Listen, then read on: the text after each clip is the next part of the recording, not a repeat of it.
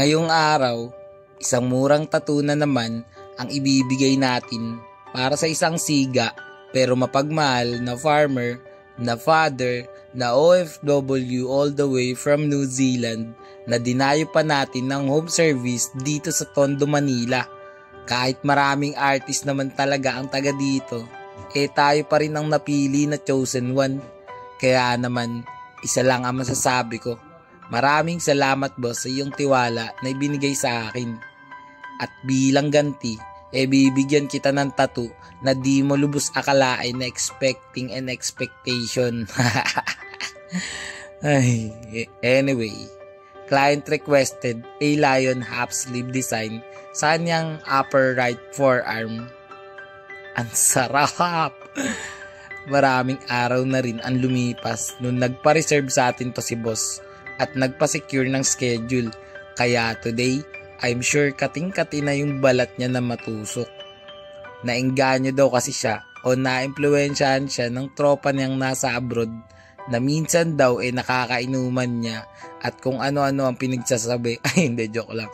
At yun nga, iniyaya siya magpatattoo at simula noon marami-rami na rin siyang naipatusok, mga pangatlo pang apat na yata ito.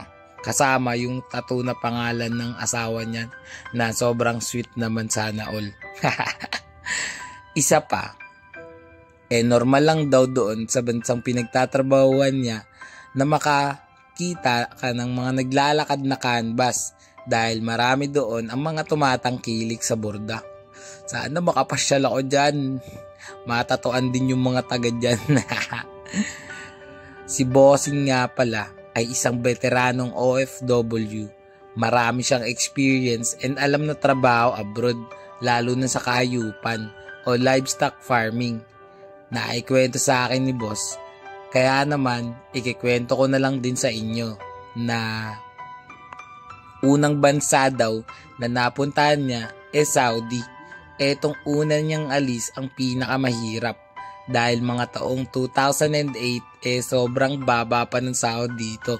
Pero di niya raw iniisip yon dahil gustong gusto niya talaga na makaalis sa bansa dahil sa maaga siyang nagkapamilya at sila naman ang nagsilbing inspirasyon sa pagsampa ni boss sa eroplano at makipagsapalaran sa dayuhang bansa na alipin ng kapitalista kung saan bawal ang palista.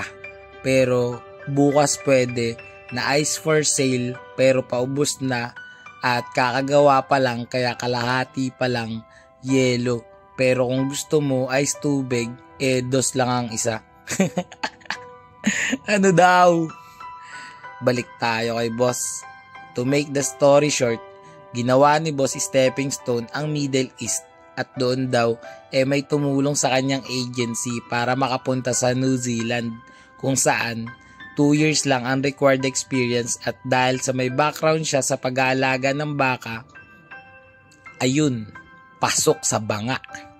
So ngayon ay isa na siyang permanent resident kasama ng kanyang asawa na ipinasok niya rin dito na nirepair niya sa boss niya na ngayon ay parehas na sila ng trabaho para magkasama na sila para di na nila mamiss ang isa't isa, para di na muli pang magkalayo ang dalawang puso na nagmamahalan ng lubos at walang katumbas.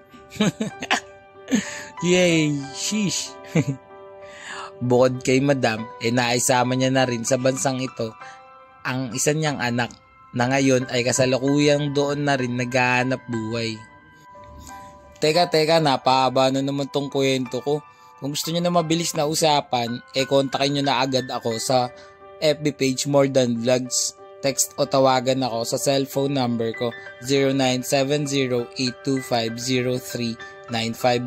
Bago matapos tong video, panoorin at alamin muna natin ang tattoo client review ni Bossing na meron pa kaming second session kaya hintayin nyo yun.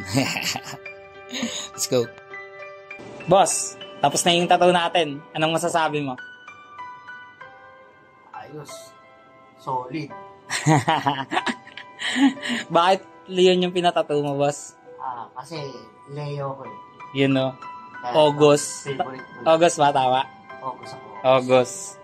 Rate mo na yan, boss. 1 to 10. Rate ko 1 to 10. 1 million, pwede ba?